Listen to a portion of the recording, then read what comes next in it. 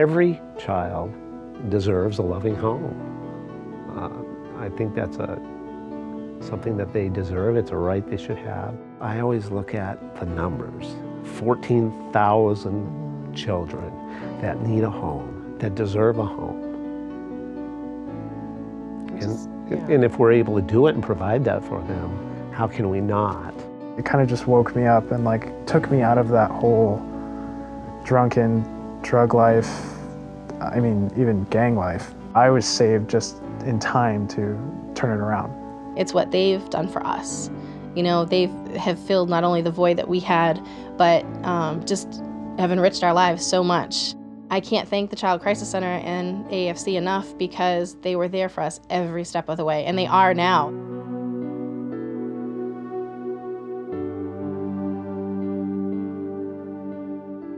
We've been married for 27 years, and about 9 years ago we decided it had been put on our hearts to foster. I'm like, we could do that, we could do this. Our first placement was a beautiful little girl.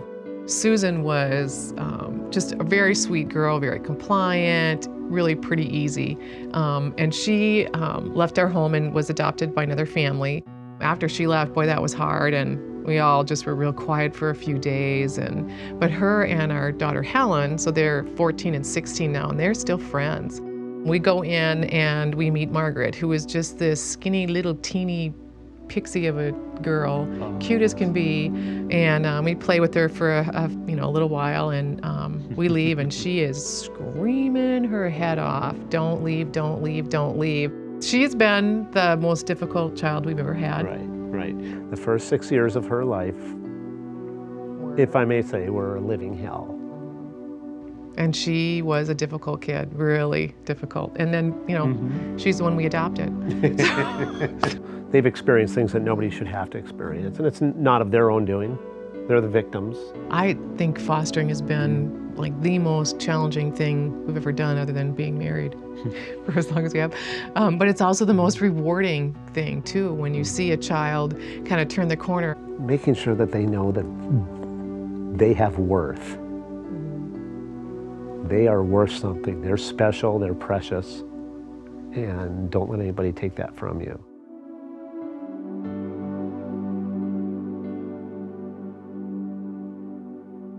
The driven part of me is definitely from just being in that scenario as a kid, being, homeless and being not having, a secure family. My dad was an alcoholic, mom was a drug addict. I mean, I slept in front of a thrift store. I can't even tell you how many times on a bench with my head on my dad's lap, and he would throw his jacket over me, and that was where we stayed for the night. And I hadn't eaten for 2 days. I still remember the last time I actually saw my dad was at the crisis center. I remember he dropped me off, and I was sad because he was leaving, but I was still comforted knowing that he told me he was coming back. Just that memory of that last time I saw him.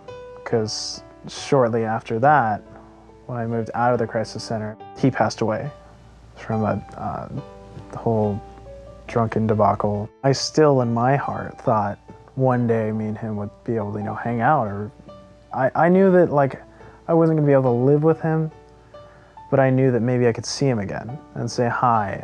But I was lucky enough to have family members who were already foster parents. I call my aunt my mom. She is definitely my mom. She's been more of a mother than anybody, so that she's definitely earned that title of my mom. Life isn't about living on the streets and, being immersed in drugs and alcohol and abuse. It's about, living and just a happy family.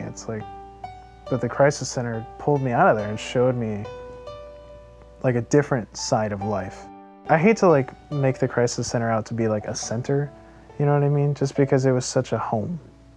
I just remember all the people there, all the loving, caring people, everyone there cared about you.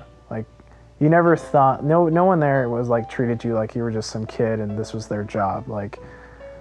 They all loved working there, and I still remember all of them. My past, I will never use it as a crutch, I will never make myself think that I can't just because, my parents failed. I want nothing more than to just be successful in life. I don't ever want to be in that situation that my parents put me in. I just want that old school lifestyle, you know, live the American dream, you know.